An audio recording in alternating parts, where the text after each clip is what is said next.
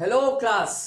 Okay, derivation of kinetic energy अब हम कर लेते हैं। तो काइनेटिक एनर्जी के डेरिवेशन में बेसिक चीजें हम जान लेते हैं, ठीक है। तो मैंने वर्क डन के बारे में बात कर ली थी यार। तो वर्क डन क्या होता है आपको मालूम चल गया कि work done is equal to force into displacement. मैं कोर कॉन्सेप्ट बताऊंगा जो let this be this, this is equal to S, और ये सब चीजें मैं यहाँ पे डिस्कस नहीं करूंगा, वो आप बुक से देख सकते हैं। बहुत ही इजी और अच्छी लैंग्वेज में दिया हुआ है, मेरे से भी अच्छी लैंग्वेज में दिया हुआ है बुक्स में। मैं एकदम कोर कॉन्सेप्ट की डेरिवेशन का अप्रोच किस तरीके से करना है उसके बारे में डिस्कस करूंगा। Okay, so work done is equal to force into displacement and we know that कि यही वर्क और एनर्जी में कुछ ज्यादा फर्क नहीं होता है। एनर्जी एक स्टोर्ड फॉर्म है और वर्क उसका प्रैक्टिकल फॉर्म है जो अप्लाइड होता हुआ हमको दिख रहा होता है, जिसकी एप्लीकेशन होती हुई हमको दिख रही होती है, हम उसको ऑब्जर्व कर सकते हैं। ओके, तो फोर्स इनटू डिस्प्लेसमेंट होता है यारों। अब बता दो फोर्स क्या होता है अगर मैं बोलूं तो आप बोलोगे मास इनटू एक्सेलरेशन, और अगर मैं बोलूं डिस्प्लेसमेंट क्या होता है बोल दो मास्टर साहब अभी डिस्प्लेसमेंट ही ले लीजिए, इसको दे दो समीकरण क्रमांक 1, that means equation number first. Okay, now अब जब डिस्प्लेसमेंट आ गया है तो आपके दिमाग में तुरंत आना चाहिए हम कहां पे दौड़ पड़े, हम दौड़ पड़े मोशन की तरफ। मोशन की तरफ वो रिलेशन बताओ v स्क्वायर, जिसमें इक्वेशन ऑफ मोशन हम जाने, जिसमें वेलोसिटी और एक्सेलरेशन और डिस्प्लेसमेंट के बीच में रिलेशन। तो क्या होता है v square is equal to u square plus 2as होता है, बिल्कुल होता है। v square minus u square is equal to 2as, motion वाले चैप्टर में मिलेगा यार, ठीक है ना। v square minus u square is equal to s divided by 2a। Okay, अब उसके बाद आप बता दिए अगर मैं इनिशियल वेलोसिटी को 0 ले लेता हूं, 0 कंसीडर ले लेता हूं, तो s क्या हो जाएगा v square divided by 2a। क्या बोलोगे आप, v square divided by 2a ले लो। क्या बोलोगे, v square divided by 2a ले लो। इसको ले लो इक्वेशन नंबर सेकंड। क्या ले लो, इक्वेशन नंबर सेकंड। तो फर्स्ट इक्वेशन से सेकंड इक्वेशन में वैल्यू को पुट कर दिया जाए कि नहीं जाए, बिल्कुल पुट कर दिया जाए। तो mass into acceleration multiplied by v square divided by 2a, a cancel, बचेगा क्या हाफ, क्यों 1/2 half, multiplied by m, multiplied by m, multiplied by v square, multiplied by v square. ये क्या हो गया, वर्क डन। इसी के बराबर क्या हो जाता है, एनर्जी हो जाएगी। आप काइनेटिक एनर्जी का कंसिडरेशन यहाँ पे ले लोगे, तो kinetic energy is equal to half mv square. ये हो गया डेरिवेशन। ओके, तो ये चीज आपको क्लियर है, काइनेटिक एनर्जी का डेरिवेशन। ओके, अब एक चीज और आप ध्यान रखिएगा इस चैप्टर में न्यूमेरिकल्स को सॉल्व करते वक्त, क्या वो ये चीज ध्यान रखना है कि change in kinetic energy, change in kinetic energy is equal to work done. ये बहुत ही इंपॉर्टेंट फॉर्मूला है। मतलब पहले काइनेटिक एनर्जी कुछ रही होगी, फिर काइनेटिक एनर्जी बदल गई। क्यों बदलेगी काइनेटिक एनर्जी, क्योंकि कुछ ना कुछ मूवमेंट हुआ होगा, और उसी मूवमेंट को जब हम कंसीडर करते हैं तो किसके पास चल जाता है, वर्क डन के पास चल जाता है। ठीक है, ये चीज आपको क्लियर होनी चाहिए। अब मैं बात करता हूं, एक बहुत ही इंपॉर्टेंट लॉ है दोस्तों। वो लॉ को हम क्या बोलते हैं जरा बताएंगे क्या? तो बोले उस लॉ को हम बोलते हैं कि आत्मा कभी भी मरती नहीं है, ना ही जिंदा होती है, बस एक शरीर से दूसरे शरीर में चली जाती है।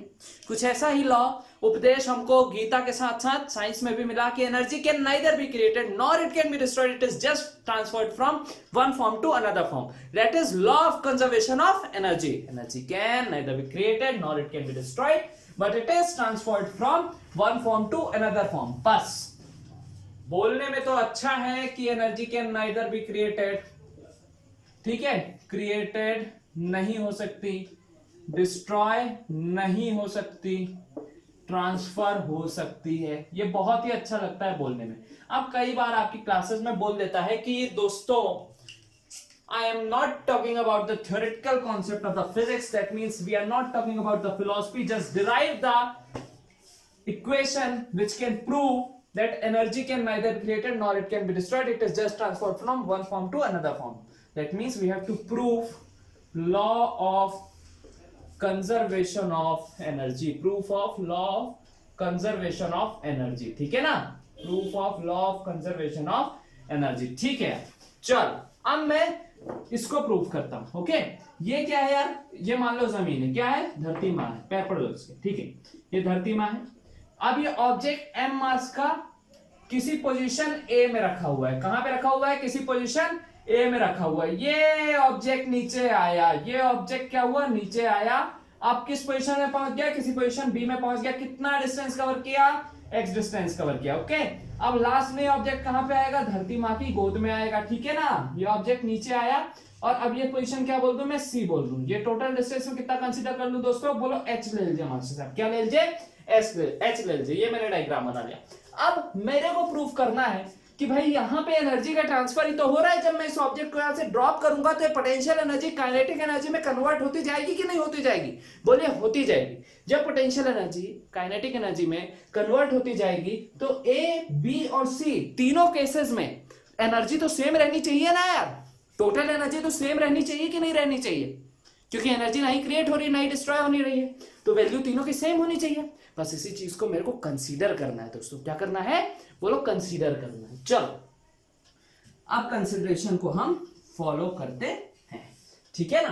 तो ए बी सी का बात हमको करना, कंसीडरेशन फॉलो करना है। चल ठीक है, मैं केस नंबर ए लेता हूं, पोजीशन ए को लेकर के मैं काम करता हूं। पोजीशन ए है, अब बता दो यार पोजीशन ए में कौन सी एनर्जी है, यहां पे ऑब्जेक्ट रेस्ट में है, मैं इसको मान लो ये पोजीशन है, ठीक है।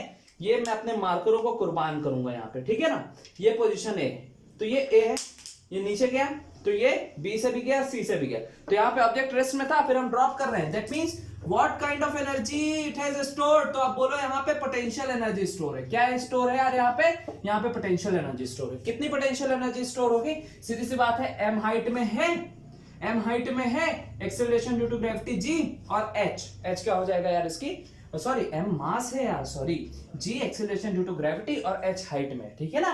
तो ये ए पोजीशन की बात हो गई, और कौन सी एनर्जी की बात हो गई, पोटेंशियल एनर्जी। यहाँ पे कोई और एनर्जी है क्या, बोलो बोलो बोलो, नहीं है। इसको इक्वेशन नंबर फर्स्ट दो, बी पोजीशन।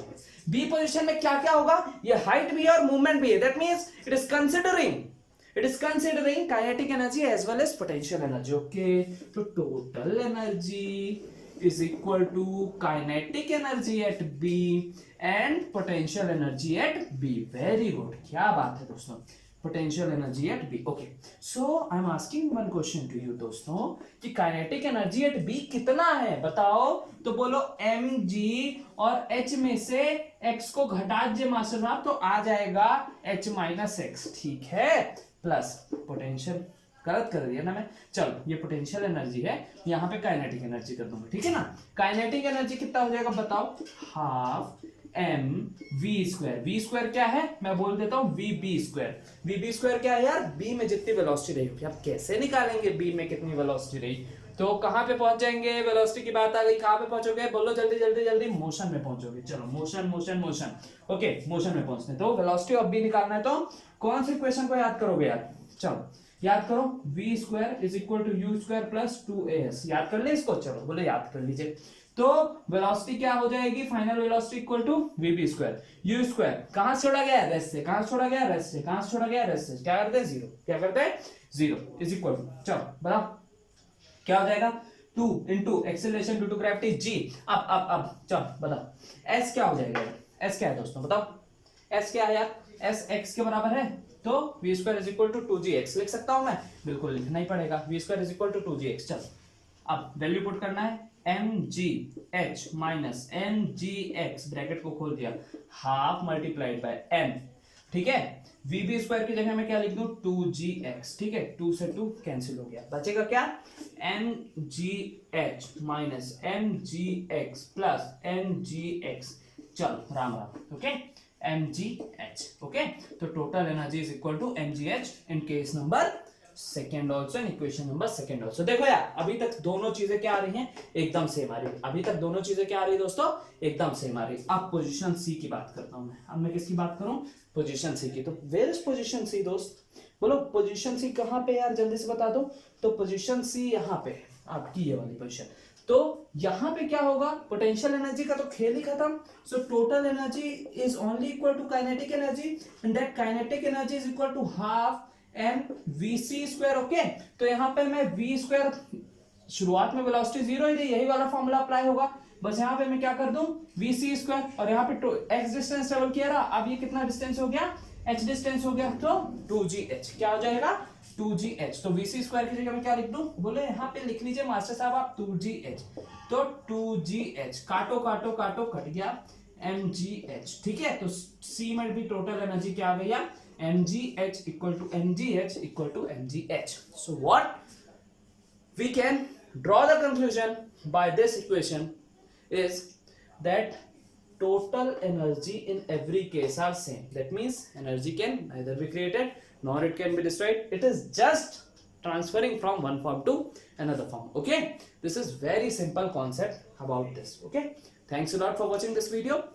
कल अगला दैट मीन्स अगला जो भी लेक्चर होगा वो इस चैप्टर का लास्ट होगा, जिसमें हम पावर और कमर्शियल यूनिट्स के बारे में बात करेंगे और कुछ क्वेश्चन भी कंसीडर कर सकते हैं. होप सो आपको ये चीजें पसंद आई होंगी. चैनल को लाइक और सब्सक्राइब करना बिल्कुल भी ना भूलें. Thank you so much. Okay.